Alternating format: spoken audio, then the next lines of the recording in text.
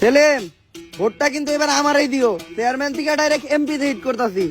এমনি সময় তো আপনি আমগো কাছে আইবেন না, আইবেন তো খালি ভোটের সময়।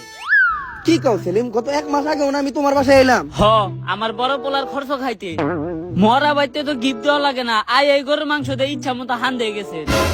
বিয়ার দাওয়াত দিলাম, মুসলমানের দাওয়াত দিলাম, গিফট দেওয়ার ভয়ে দাওয়াতে আইলেন না। কয়দিন আগে আমি ডেঙ্গু জ্বরে আক্রান্ত আছিলাম, ফল নিয়ে হাল লাগবো দেখে দেখতেও হয় নাই, অহন আইছেন ভোট চাইতে।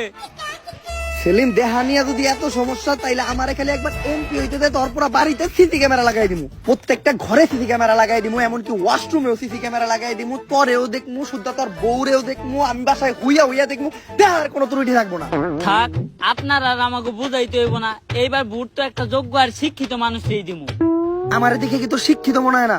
না, অনার্সের থিকাও 2 ক্লাস উপরের এসিসি পাস আমি। এসএসসির ফুল মিনিং কোন তো?